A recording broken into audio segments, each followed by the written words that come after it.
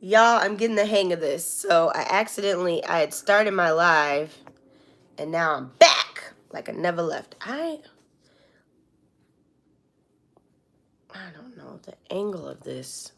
You can't see yourself until the live starts, so there's no adjusting like, FaceTime where you can like kind of pretend like you know what's up. This ain't that. Ugh, I don't know. Anyways, good morning, y'all. I feel like,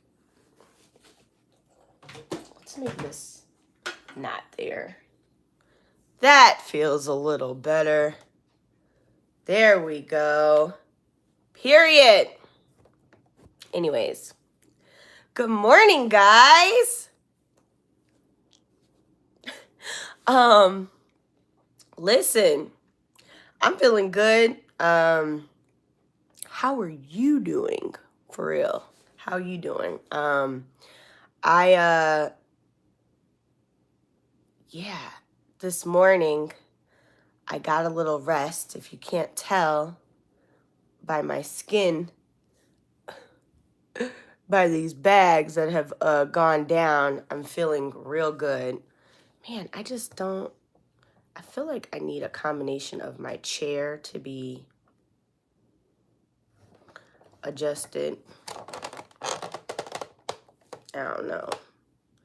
I'm struggling with the angles here, but we'll be all right. But I was able to get some extra sleep in, y'all. I went to bed at like 12:30 last night. Whoop whoop. And then I woke up at like 4:30. Whoop whoop. And did my audio, and then went to created my templates, and then I wound up getting sidetracked by the rain. Like, I heard a sound of an abundance of rain. It was raining with the most cleansing power. Like, normally in my apartment, I get a little fearful when it rains. One reason is because I have 2 leaks in my apartment. I am waiting for the day that God moves me on up out of here. And then the other reason is that there's like a wind tunnel that hits my unit. So it is extremely loud. Like, it will sound like rain, but then it'll also sound like bang, bang, bang, bang, bang. And then it also sounds like, what's it called?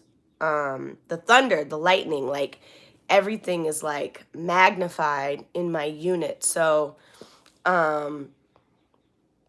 it's really important to me that when it's raining that like I'm already asleep.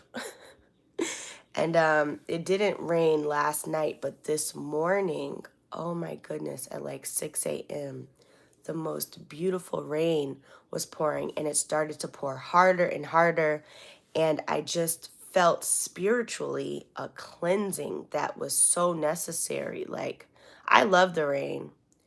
Not when I'm in my apartment, but I love the rain in life. Like, I like being outside when it's raining. I like smelling the air after a rain or during a rain.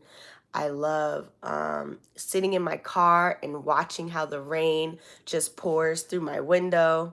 I love it. And so this morning, I don't know, maybe God was giving me a little extra rest, because when I tell you I was up to be able to start this live at 7, but this is part of character development, doing the things that you say that you're going to do and committing to it.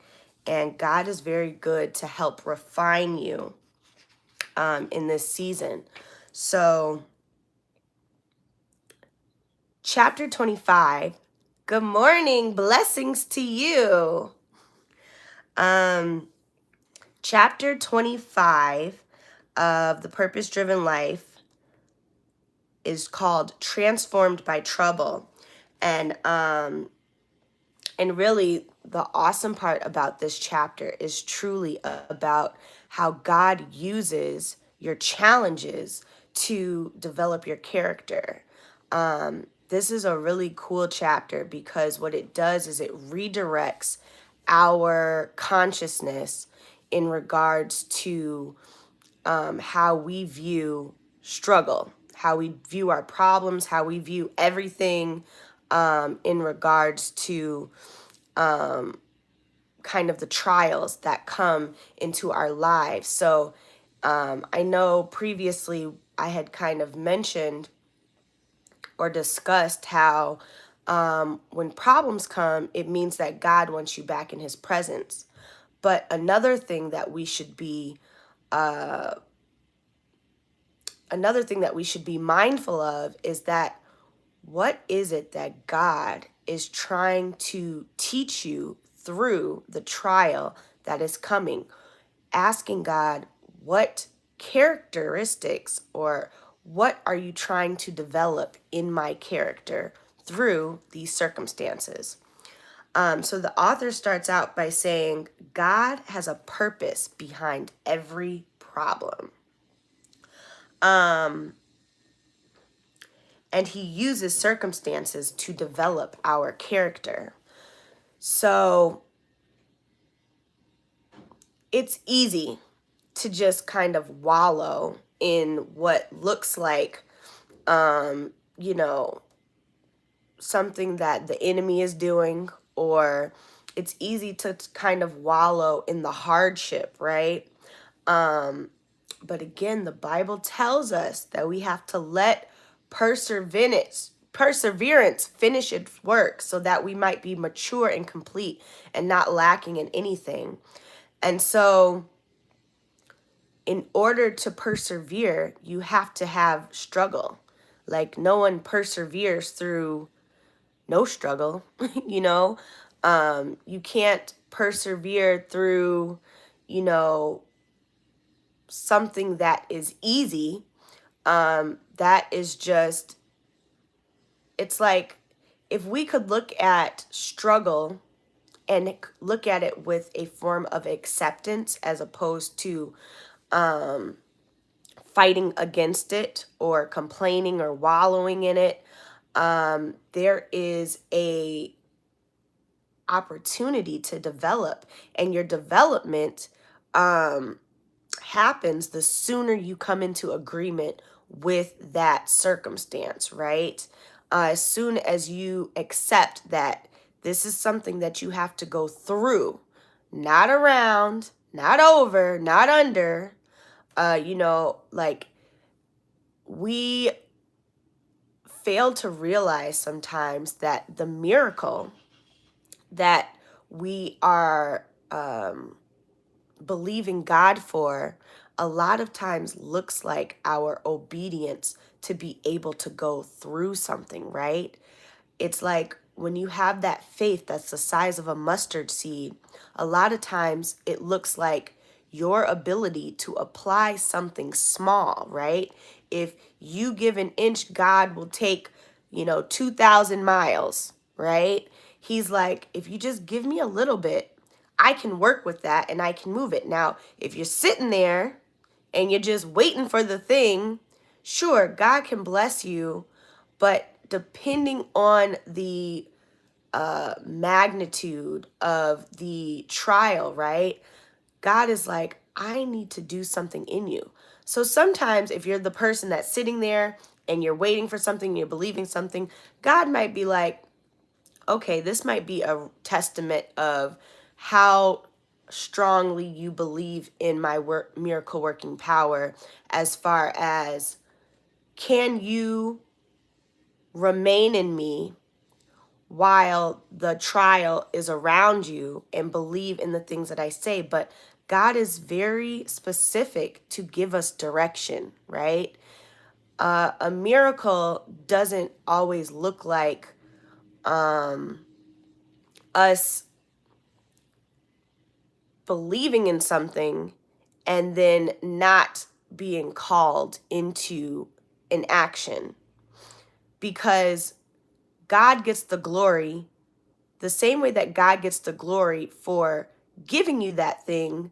He also gets an even greater glory by pushing you into a direction where you overcome that burdening, right? Like, the burdening is there so that you can release it, so that you can feel God's power and God's presence.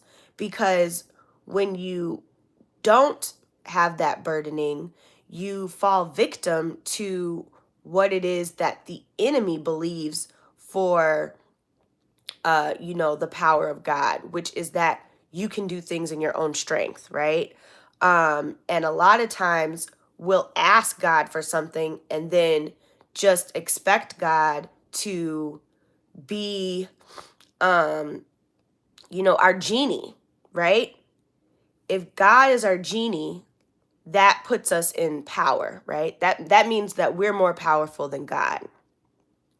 If you think about Aladdin and the lamp, right?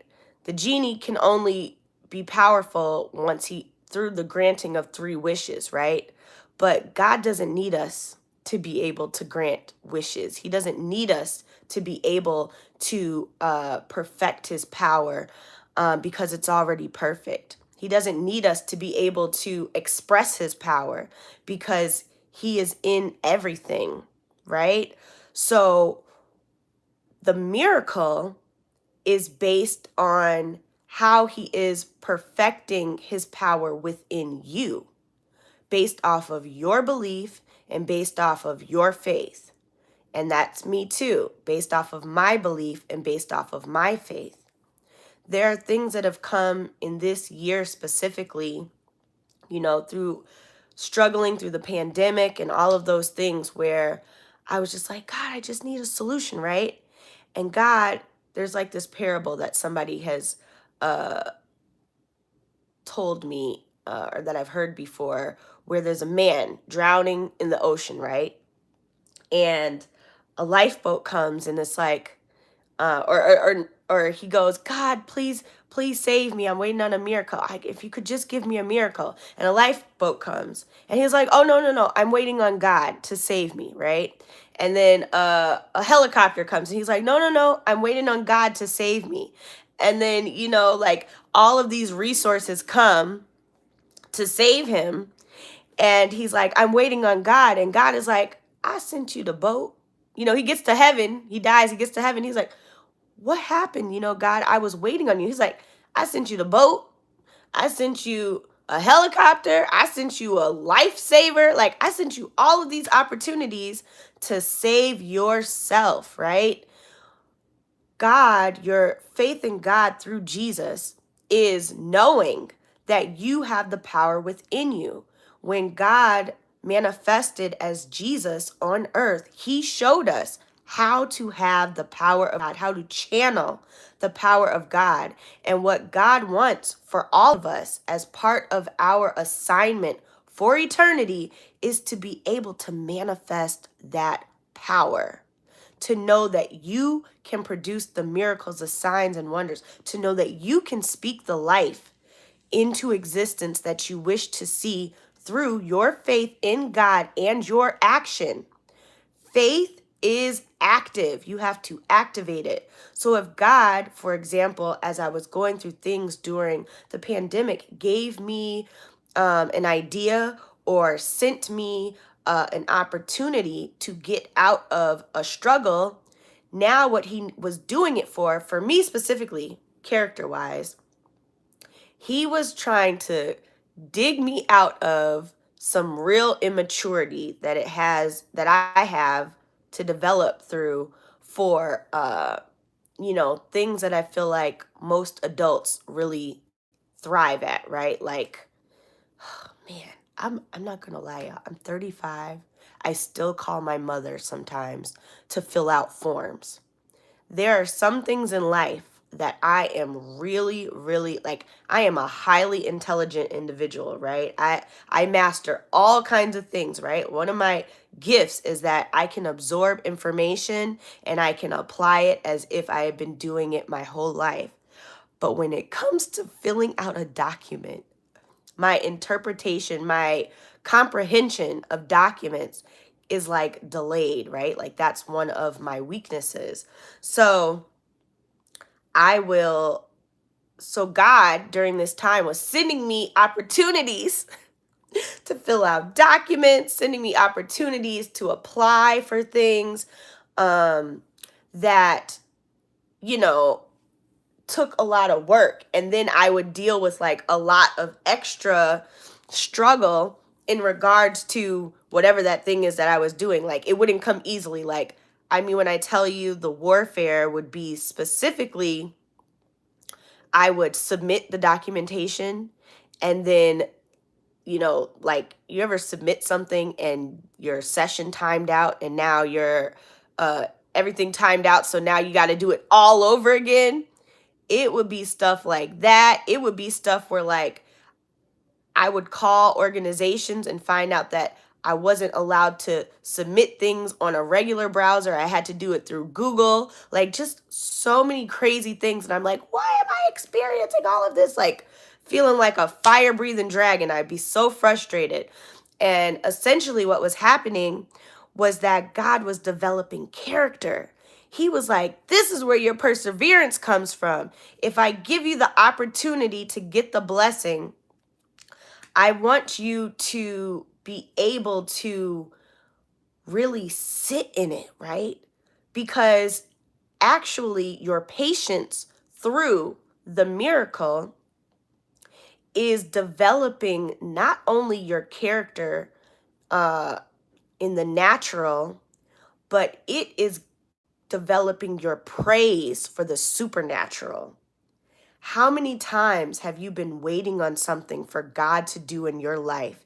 Whether he gave you an opportunity to go get it with your strength and his strength in his power, or you were just believing for something, right? That wasn't in your power, like, you know, me and my husband. But how many times have you been waiting for something and through that waiting, your praise when you got the thing was so like, it was like, oh my God, thank you, Jesus. You know, like with tears streaming down your eyes. It's the most authentic form of worship, praise, love, adoration that we can give God. And God is like, that's what I want from you. I want that level of authenticity every single time you come to the altar.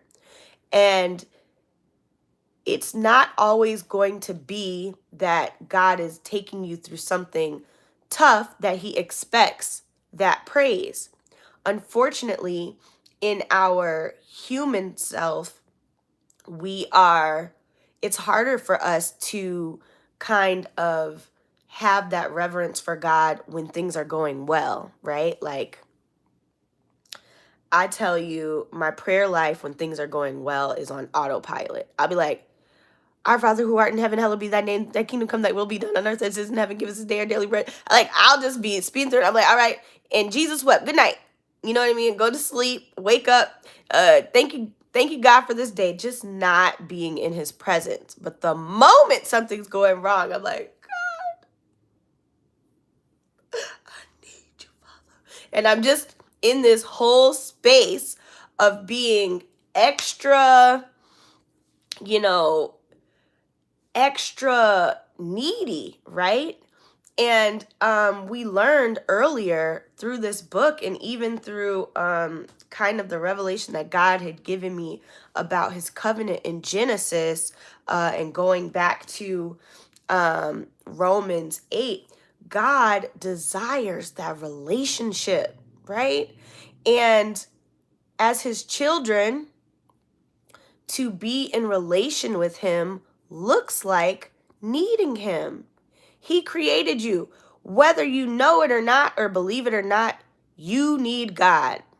All of us. We were created to need him. And so when we get ahead of ourselves and we try to do things in our own strength and believe that we can do it in our own strength, God is like, I'll give you over to that reprobate mind. And then you'll be used by the enemy. And then you'll be getting things that look like God, but slowly but surely, the spirit that you're being guided by that is not of God will start to reveal its true intentions in your life. And things like darkness, confusion, uh, depression, sorrow, um, fear, suicide, um, just thoughts, spirits, distraction, um, all of those things will become your portion. And then you're wondering like where you went wrong. And it's like you just weren't with God. And it's really easy to do. I think that one of the things that was revealed to me, I knew of it in my life, but it was revealed to me more through this journey of the purpose driven life, is that God um in your youth, when you're walking with him, he is very present, right? Because he wants you to get used to what it looks like, what it feels like, walking in his favor, right? So like in the first half of my life, I walked with so much favor, like obvious favor, right? Like I was very spoiled by God, very, very spoiled by God. And my mom, to this day, she'll be like, you know, I don't know anybody who's lived a more miraculous life than you. And it's interesting uh, because I'm like, at that point, I didn't really recognize that it was miraculous, but I did understand that God was definitely providing a lot of things. And to me, because I've always had, I've always been very fortunate to have a spiritual relationship with God, even if I didn't know him as well as I am learning him now. Um, Forgive me, y'all. My nose is very, I feel like, I think as a result of today's rain, the pollen must be in the air already, and I probably need to take some medicine. Um, but as a result of the the lost my thought having that little tangent. Where was I? As a result of having that favor and walking with God very closely when I was young, I always had this expectation that like, oh, think life is easy peasy, right? Like I didn't really know struggle. I was in a different space in my life. And I also didn't allow myself to be kind of led by certain worldly attributes. But as time goes on, you find yourself in the world more and then becoming of the world. And it's in those times when God will still feed you little carrots to be like, all right, you're getting a little far away. Come close, come closer to me.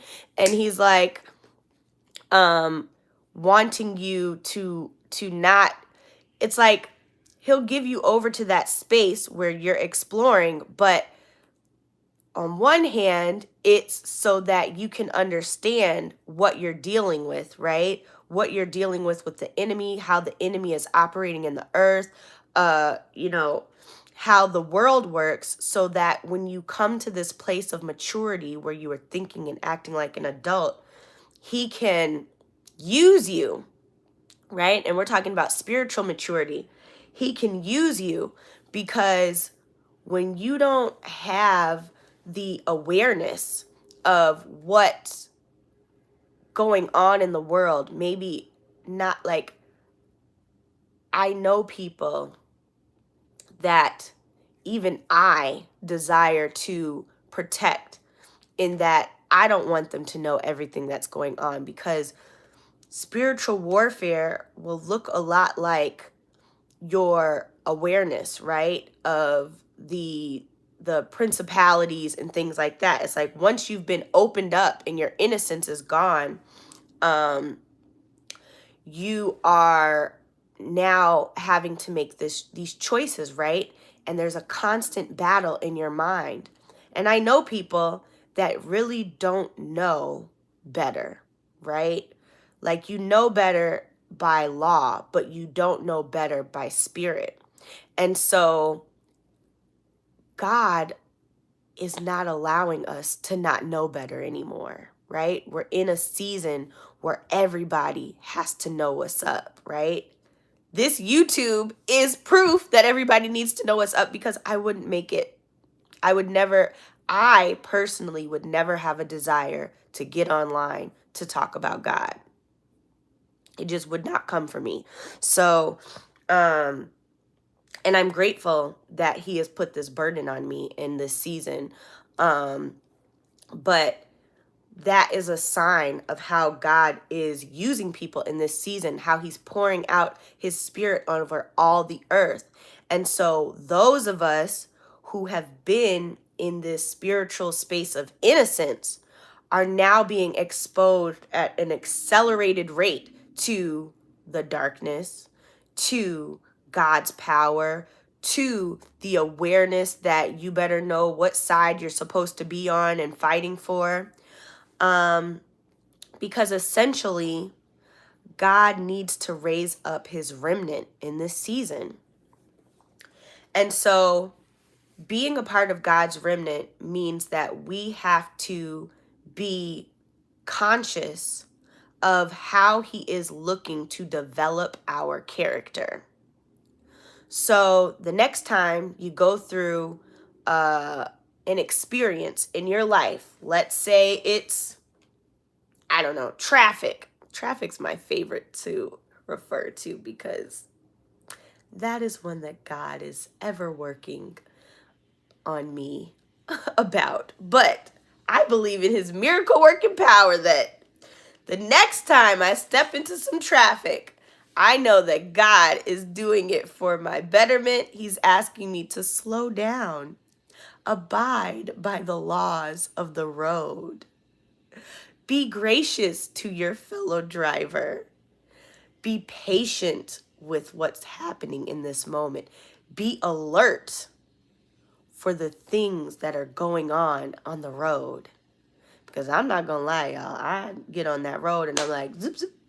It's just, I love driving. But he's working on you, right? If somebody's standing to, right now, this is a good one. Because this was one of my pet peeves pre-COVID.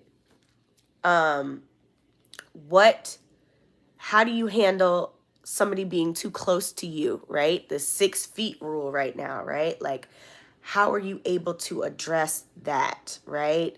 I know for me, like, before the pandemic, I was terrified to be in line with people because people would be too close. I remember there was a guy that was standing behind me and he was coughing on my neck, and I was already like a germaphobe, so I was like I turned around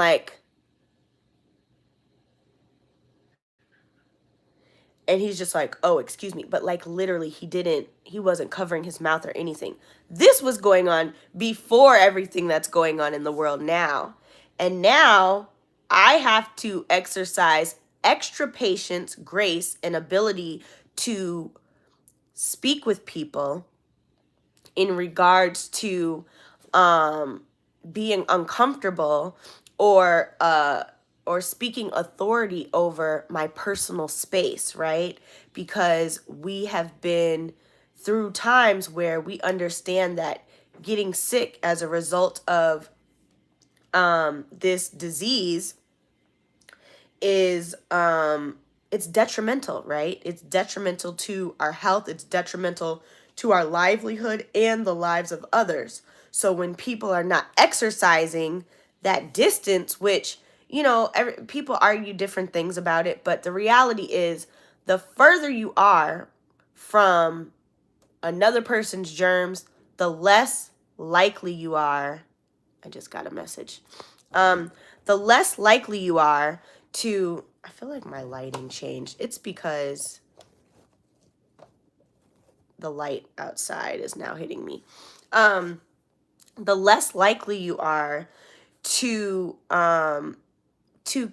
become contaminated, right? It's less contagious, right? If you're not, contagion means that something can jump off of one thing onto another. But if the other is not, if another source is not available, then that thing uh has to die within the source or the host that it's currently infecting, or kill the host. Excuse me, that was kind of like vulgar, but it's the reality. So, um, so when you create that distance, separation, wearing a mask, whatever it is, right? You are lessening the opportunity for a contagion to spread. And so when people decide in their, I don't I don't even know what kind of mind that is, but when you take it upon yourself to decide that, like, you know better than a virus, or you know better than a disease, like, you did not create the disease and or the virus or the contagion, right? Like, you know that germs spread. That's the first thing you learn in like preschool. So just go back to your simple little concepts about germ spreading, and then understand that some germs are more contagious than others, and some of them have higher implications. So God had been working on me with how to address people with grace in environments where they're just too close to my personal space. I am very serious about people in general being too close up in my space. I just don't like it. And so giving me the helping me to develop the proper what's it called, the proper uh vocabulary, right, to be able to speak um with some class, or speak with grace, with poise, when dealing with people, but also being effective in what it is that I mean, like conveying it in a way that is like, you know, matter of factly, or, there's a word on the tip of my tongue that's not coming out. But being able to communicate that effortlessly without being rude, right, is a character trait that God is working on me, because essentially what he wants is that, a gentle answer turns away wrath, right? So if I say to someone, hey, excuse me, one of the things I practiced was like, excuse me, I'm practicing my 6 feet, right?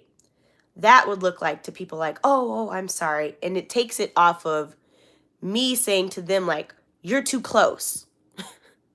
It looked more like me being like, it's a me problem. So if you wouldn't mind respecting the me in the situation, you can, hopefully you will grasp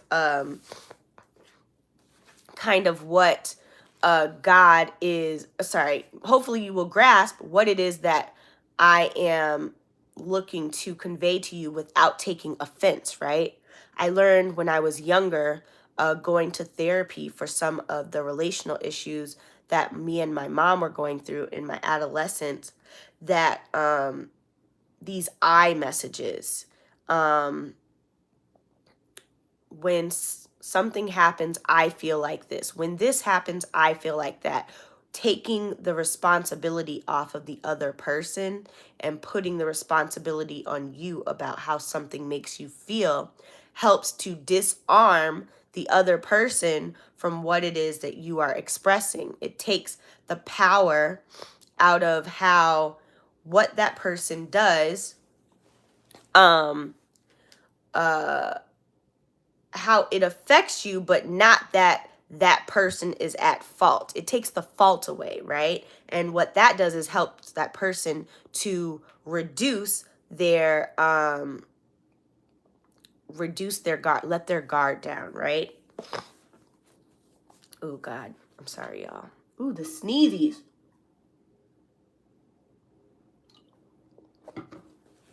So, I'm going to try to go through just a couple of the verses here from Transformed by Trouble. The first one is, for our light and momentary troubles are achieving for us an eternal glory that far outweighs them all. Am I getting chapstick look? That is from 2 Corinthians 4:17. The Bible says,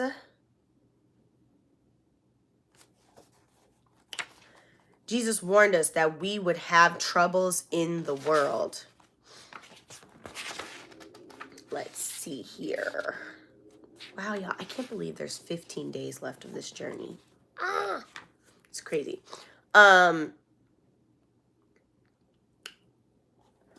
Peter 4:12 reads, don't be bewildered or surprised when you go through the fiery trials ahead, for this is no strange, unusual thing that is going to happen to you. Meaning that we should go through life knowing, expecting that trouble is going to find us. Period. Meaning that not that we are attracting a life of trouble, but that we should walk through life with our hearts guarded and open to the idea that it will come, so that when it comes, you're not so thrown off guard by how it happens, right?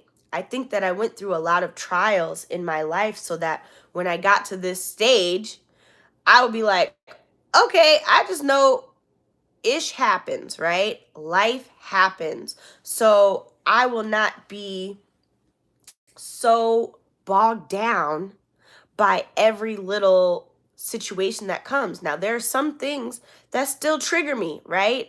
And I might go through a space of just like sobbing and wanting my mommy.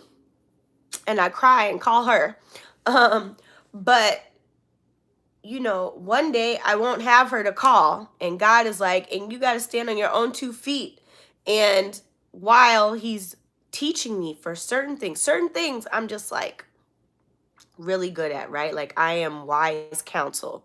But other things I'm like, I just don't know how to do this. I have not grown into that space yet, and God is cultivating those things. But there are a lot of things that I've been through that God is like, how many times do you need to keep learning the same lesson, right? Because you know that you've been through it before. Now, when you apply yourself to the problem, your character should be the leading factor in how you address every situation that comes, especially if it's something that you've already been through. Now you're like, you're going to persevere differently. Let me give you an example. Back in October, I was driving home to Chicago and my car broke down. I was miserable. I didn't know what to do. I was like, oh my God, like, how am I going? It broke down a state away. It broke down in Memphis, right? Nashville. Broke down in Nashville. And I had a job that I needed to do in Chicago the next day. And so I was like, oh my goodness, I'm screwed. Like, and I just had a whole mental breakdown because it broke down at a time of day where I couldn't get my car fixed. And I had to wait till the next day. And on top of that, I was going through womanly pains. I was highly emotional. Like, everything was crazy. And Nashville, if you don't know, is pretty expensive on the hotel front. The only thing that is inexpensive is the motels. And I'm not staying there. And at the time, You know, I had just gone through a settlement for one of the car accidents that I had been in. And so I was like, I just got this money.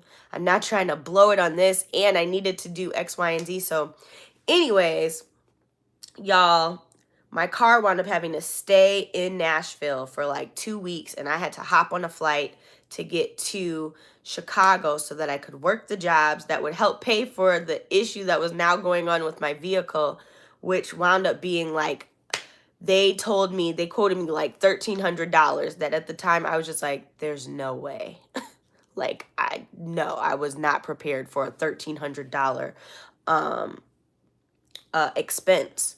And so I wound up going to Chicago, and God was showing favor. He gave me the opportunity. Ooh, this story is so crazy. It's really a miracle. And also, I'm still asking for what was the character that's being developed in that. But I think it's perseverance and faith. When I got to Chicago, my mom had an old time friend who she reached out to that was a mechanic, and he had access to getting a part that I needed, which was a radiator. When my car was broken down in Nashville, they had no radiators in the entire state, and they had to wait 2 days to get a piece, and the part that they were getting was going to run them like $700, when my radiator is only like $200 to $300. And when I was in Chicago, we wound up ordering it. I went home to like spend time with my mom. Anyways, from there, we got the radiator. Now we had to figure out how I was going to get this radiator that like came up to, you know, my torso back to Nashville. So I had this genius idea of getting on the Amtrak, right? Well, unbeknownst to me, I ordered an Amtrak ticket. I got on the Amtrak, or I ordered the Amtrak ticket like, oh, this is easy. I'll get on the Amtrak overnight, and I'll make it down to down to Nashville with my radiator, because on Amtrak, you can bring whatever you can carry, you can basically take with you, right? And I needed to make sure that it was protected, because you know, if I would have put it on an airplane and it was fragile, you know, there's a chance that it could get damaged, those little honeycomb pieces in the radiator. So I was like, the best idea is to take the train. But unbeknownst to me, I get to the train station, and even though I had a ticket for a train, I was getting on a bus, y'all. Amtrak put me on a Greyhound because apparently Nashville does not have an Amtrak station. Craziest thing. You would think that Amtrak would tell you that the destination that you are choosing to journey to does not in fact have a station. So we're going to put you on a commuter bus, which was a Greyhound, which was a very interesting experience. So after I figured out that I was getting on a Greyhound, I I was like, what? This is crazy, because I didn't know what they were going to allow me to do. Thankfully, I was able to bring my radiator onto the Greyhound, put it at the top of the bus. And when I was, each stop we had to get off the bus. And I was paranoid because I was like, ugh, I don't want anybody touching my package, right? Essentially what happened was there were, I think, 2 stops before Nashville. So from Chicago, we're supposed to go to Indianapolis, and from Indianapolis, we're supposed to go to Louisville, and from Louisville, we were supposed to go to Nashville. We get to Indianapolis. The bus driver says, okay, everybody off. We have to clean the bus, right? And I'm like, oh, okay. So we get off. The bus driver, and we get a new bus driver. We switched to a new bus driver. So when it was time to get back on, the new bus driver was asking for everybody who had been on the bus's tickets. But our other bus driver said we didn't need them, so I didn't bring one off the bus with me because I was never planning on getting off the bus. So he was kind of rude or whatever, and he told us that when we got to the next stop, which was Louisville, to make sure that we had our tickets, right? And so I was like, okay, bet. because we're forced to get off the bus. Anyways, from there, um, the story is so crazy. From there, we get off the bus. Once we get to, we got off the bus in Indianapolis, we got back on.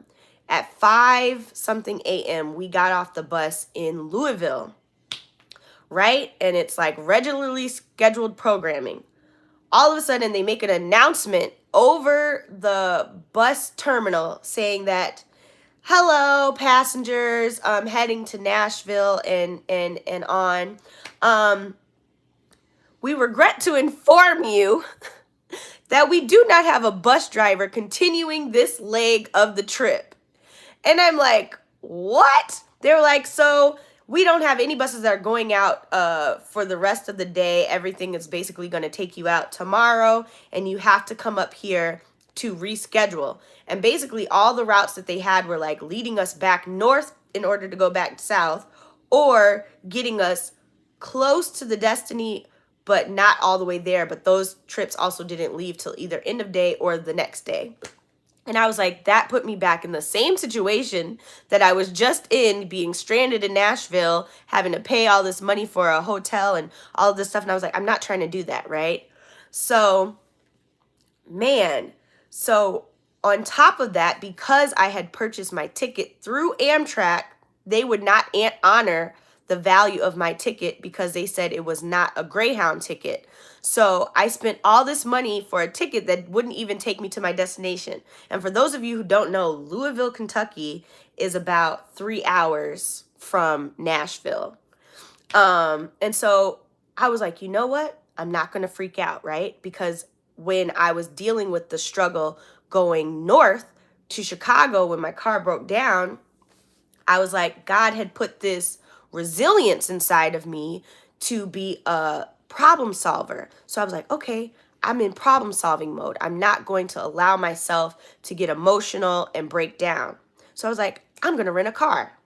Ding. So I get in my phone. I start looking for opportunities to rent a car. It's 5 a.m. Most places are closed, but the airport would be opening up at like 7. While I am trying to strategize to get my car, literally a fight, like a bloody fight, breaks loose in the Greyhound bus station that I'm at, right? It's just, I don't know if you've ever been on the Greyhound, but this was I think this might have been my second experience, but the first time I didn't go through all of this, but never again. I'm just being honest. But I was like, oh my goodness, I have this radiator. I got my suitcase. I think I might have had 2 suitcases. I had a radiator and a suitcase, and I was like freaking out. And I'm like, and I have nowhere to go. So, and it's 5:36, 7 in the morning. So I'm waiting for the place to open. I was like, you know what? I'm just going to take a Uber to go to where the car rental place is. So I go to the airport. I get to the airport. Everything is like easy peasy. I get to the airport. I get to the counter. I start talking to this lady, telling her about my experience. And then she's like, wow, that's crazy. Well, I'm so glad to get you into a car so that you can make it down to Nashville. I'm like, yes, thank you, Jesus. She's looking at my reservation. She's like, oh, who did you say your name is? Blah, blah. She's like, your reservation isn't here. I'm like, what? Turns out I was at the wrong counter. So then I was like, oh, sorry, I'm supposed to be at like, there's like Avis and there's Alamo. I was at one of the wrong ones because I'd never been with them, because all of the other car companies had already had cars, like everything was booked for the day. So I went to the proper counter, and when I get there, the lady says, yes, okay, I just need a proper credit card. And I was like, I don't have a credit card. Like, I didn't have one with me. And she was like, oh, well, you can't rent a car here. And I said, are you serious? Your thing literally says if you're from out of town that you can rent a car. I said, I just got off of a bus. I just got out of a Greyhound bus to be able to make this, to be able to make it here. And online, it says that I didn't need a credit card. Anyways, I know this is a winded story, guys, but this is a testament of how God will persevere you through your miracle. And so literally the woman at the counter was like, well, sorry, ma'am, like, I can't, there's nothing I can do. I said, she was like, you would need to show proof that you have a return flight in order for us to give you a thing. I said, yeah, but I'm not returning. I'm going to Nashville and not coming back. Apparently, there was a convention that was going on that day, as well as the cars that were booked out had been booked out for months. Like, there were no cars available in the whole state of Kentucky. And they said it had been like this for months. And the only place that had cars was the one place that would not budge on blessing me with the vehicle that I had rented. But their sister location could allow me to rent through them, but they didn't have any cars. I'm getting messages this morning. So anyways, it was just like all of this calamity. Long story short, my mother wound up finding a cousin of mine who was living in Nashville, or no, living like an hour south of Nashville, who drove 4 hours to come pick me up and 3.5 hours to come bring me back down to Nashville. I was able to stay with one of my brother's friends that I didn't know lived in Nashville. He blessed me with a hotel room so that I didn't have to go through everything that I went through before, and showed me like the best time in Nashville. And then the next day, I made it to the car people with my radiator, right? I get there, I give them my radiator. The lady says, the good news is your radiator fits. Bad news is everybody's on lunch, but no worries. When they get back, they'll fix it. Then she comes back to me after everybody comes back from lunch, and she goes, I'm cracking. This story is so crazy. She goes, actually, your radiator doesn't fit. So we're going to send it to a welder, right? So I said, oh my goodness. She said, don't worry, we're going to get it fixed. I said, okay, no problem. So she sends it to the welder, right? And I'm sitting there. I'm sitting in this car place for like 5 hours or something crazy. When they get back, she gives me a stuff. She said, so your radiator's in the box in the car. I said, oh, okay. I said, so the old one is in there so I can see the damage. She said, no. We fixed your old radiator. The one that you purchased is sitting in the car, in the box, so you can return it. I said, wait, so you could fix my radiator this whole time, this 2 weeks that I was going through this strife of trying to find a radiator in Chicago? The day that I left, you guys could have, instead of all the things that I had went through, you guys could have fixed it 2 weeks ago when this whole situation started. She said, I would kill my mechanics for you. She said, yes, we could have fixed it. And I said, God, what was the meaning of this experience? What was the reason? I had a whole Cardi B, what was the reason moment, like for real. And it's crazy because God is like, will you bless me through the trials? Will you believe through the trials? And it's crazy because I wound up getting refunded for the Amtrak ticket. I got refunded for the radiator. I got refunded for everything. But it was like I had to go through this whole windy experience, this windy path, just to get to the destination of building faith.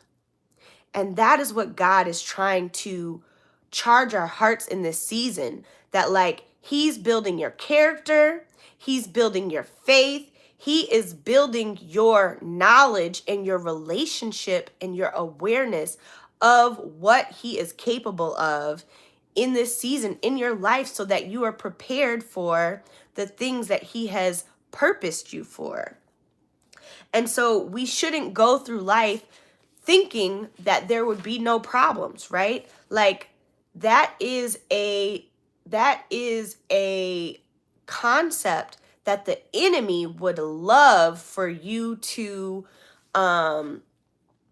for you to, sign on to, because what that looks like is if you believe that you can do all these things without any struggle in life, right? You would never develop character. You would get everything that you want, and then greed would set in.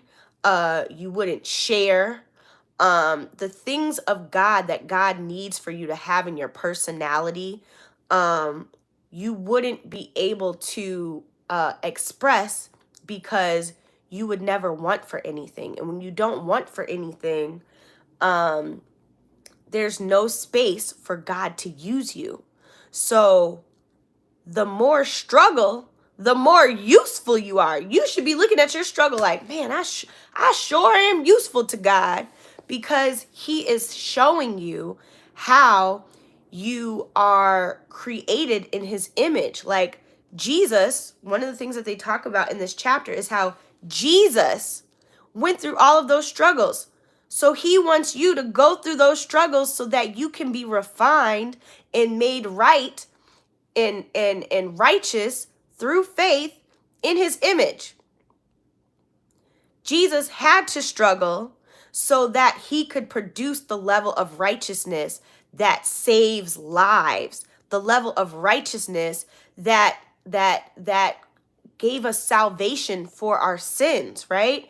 And that level of righteousness, that power is available to all of us, but it has to come through that development through it has to come through that character building development.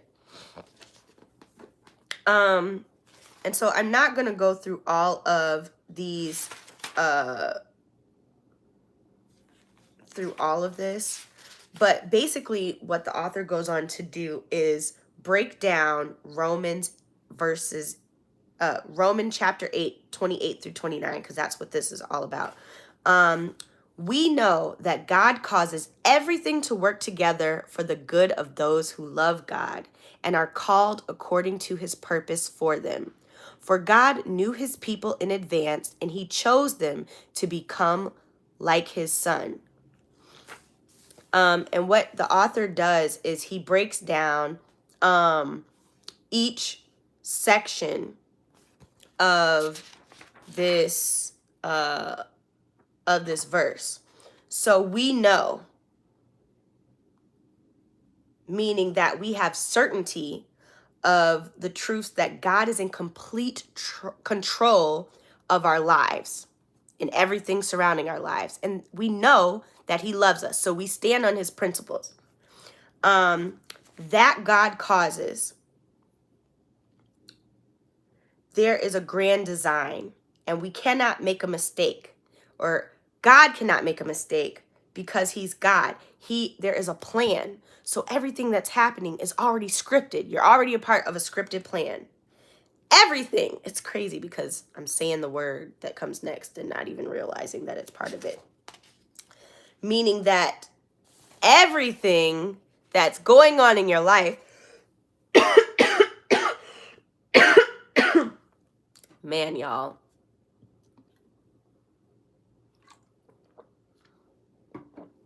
the allergy is real today. Everything that comes into your life is specifically designed to cultivate the plan that he has for you. To work together, meaning that by design, all the things that are happening, well, where you believe that it is by chance, right? When God allowed me to go through that situation, and it was like all these little tiny things that were trial, or that looked like setbacks. Every little detail was important for the character development that I went through, right? It was like, God was like, I can bring you out of the most complex, the most mind-boggling struggles, that every snare that the enemy might throw in my path to make me believe that God isn't with me, God is like, I will let you go through every single trial, get the glory, and give you back what you lost in the process. And he literally did all of those things, right? And so everything was by design, from the point of having the faith to leave my car behind, right? To trusting that I could afford the hotel that I was staying in, to trusting that I would get on this flight to go to Chicago when I was uncomfortable with getting on a flight during a pandemic because I didn't want to get my mother sick. To believing that I would find the peace that I needed to bring back down to Chicago, back down to Nashville, to believing that I would find a way back to Nashville to get my car fixed, to believing that after I got stranded a second time, that I would have a way even still through that. I called every resource possible. And that's powerful because God showed me that if I can be resourceful, he can use me. He can use me through my resourcefulness. And he was willing to use me. It wasn't I just sat back and waited for a solution, but that he showed me how to be resourceful. My mother is one of the most resourceful people I knew. He showed me the power of having community. He showed me that it occurred to me, and I actually talked with one of my homegirls about this. That experience occurred to me that the relational development that our our elders, our parents had before, during their generation, their relational development is so strong that they can call a homegirl in another state who will call a cousin, like literally the person that brought me to the airport the day of my flight in Nashville to Chicago the next day, happened to be a my mother's friend who had a friend whose son, who used to live in my hometown, lived in Nashville and happened to be getting off from work or off that day to be able to take me to the airport with all my stuff. Those type of relationships in my generation are just non-existent, right? Like they just don't happen like that. Like if I call somebody in another state and I'm like, "Hey, will you look out for so and so?" A lot of times they're looking at you real skeptical, like, no, it's a very me type of generation.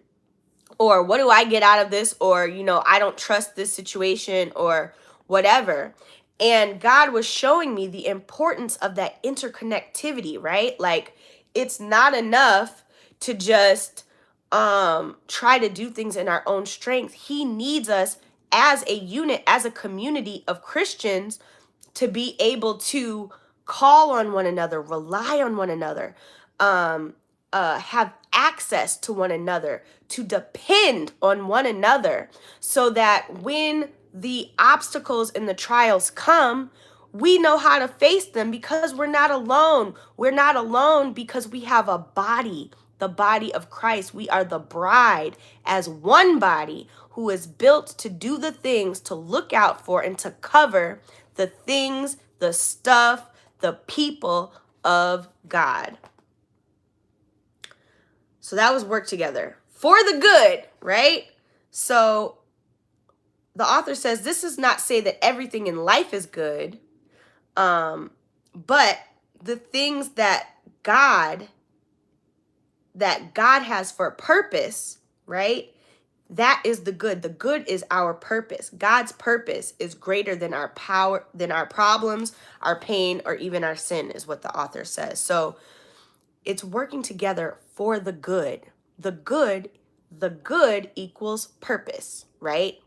God's purpose is the good of your life. Everything that has to do, nothing in your life is good except for God's purpose. It brings him glory. Of those who love God and are called.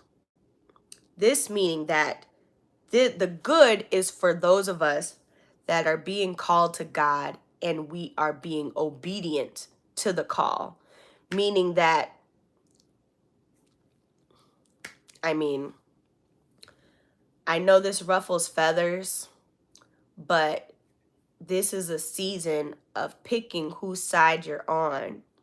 And if we are not on the side that God is calling us to, then the covenant, the blessing, the covering does not apply. You know, I do believe that God, when he judges in our eternity, if you did not have him or know him, you know, through your innocence, that, you know, he will judge you off of your off of your righteousness.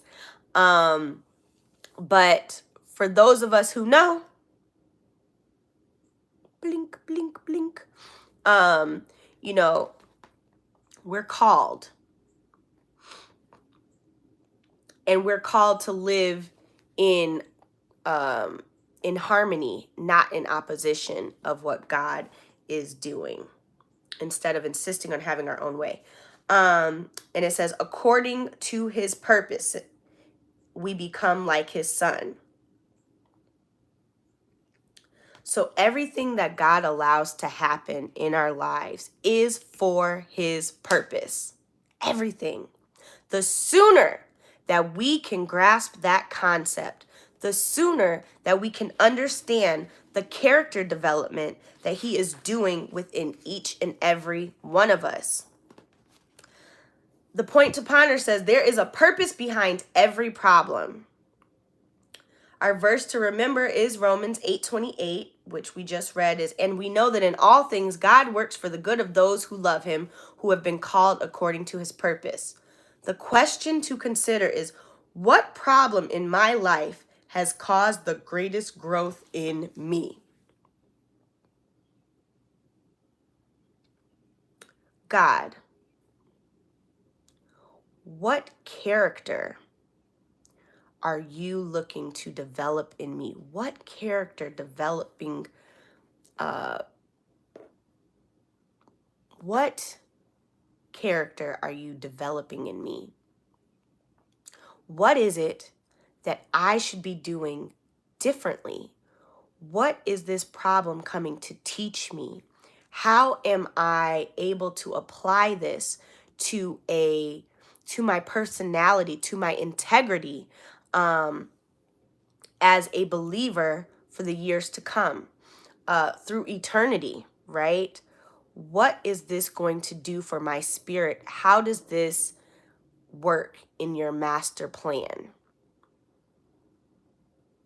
And the answer to that question is today's purpose principle. I love y'all. Thanks for rocking with me a little later in the day. My prayer for you is that God will give you revelation about the character traits that he is developing in you through the trials that come to test and develop you. Have a very blessed and magically wonderful week ahead. It's Thursday, but you might be watching this, I don't know, on a Monday or Tuesday. Love you. Have an awesome day.